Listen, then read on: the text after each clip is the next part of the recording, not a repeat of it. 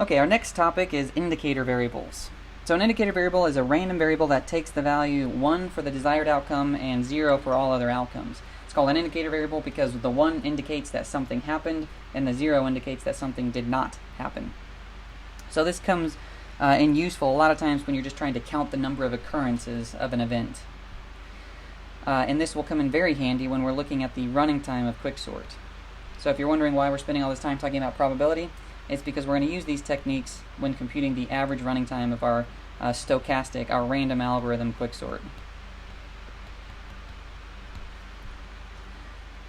Well, let's go through an example with expected values and indicator variables. So here's sort of a contrived example. We'll say, what is the expected number of 5s when you roll one die?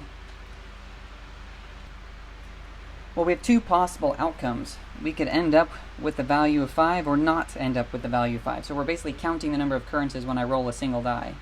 So that's going to be just 0 or 1. What's the probability of having a 0? Well, 5 out of 6 times I don't roll a 5, and 1 out of 6 times I do roll a 5. And again, our indicator, our random variable here is an indicator variable, and it's just any of these possible outcomes. Our expected value is, well, 0 times the probability that we have the 0, plus 1 times the probability we have a 1. So our expected value for this random variable of whether or not we rolled a 5 or not is 1/6. And that's not just a coincidence. Your expected value for an indicator variable is always just going to be the probability that that outcome happened. So it's less work, actually, to compute the expected value of an indicator variable, because you're always multiplying 0 times some probability, so you don't even actually need to figure out what this probability is, and 1 times another probability, which is always just that other probability. So I'm going to want you to work on the exercise now, and then when you push play on this video again, it will run through the solution to the exercise.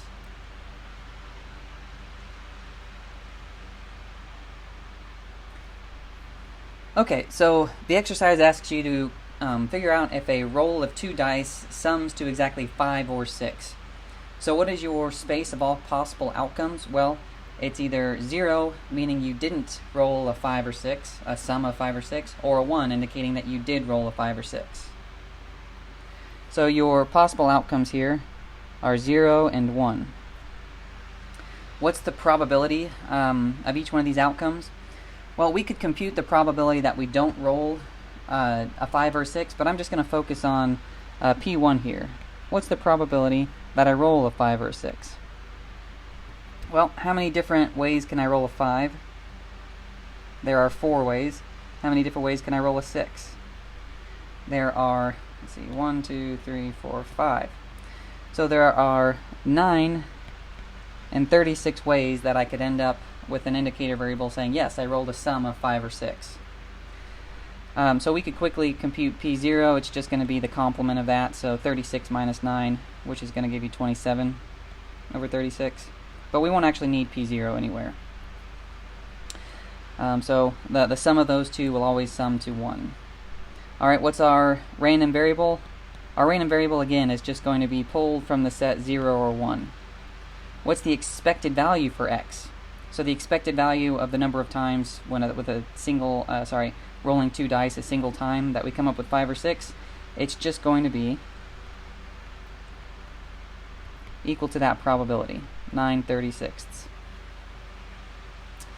So it's not so useful when you're just rolling something one time, but let's say that I'm now rolling, I'm going to do this same thing 10 times.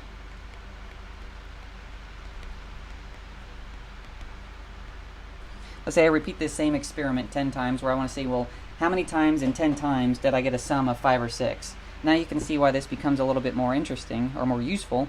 My answer there is the expected value of this new random variable of doing this experiment 10 times is just equal to 10 times each of those individual expected values, so 9/36.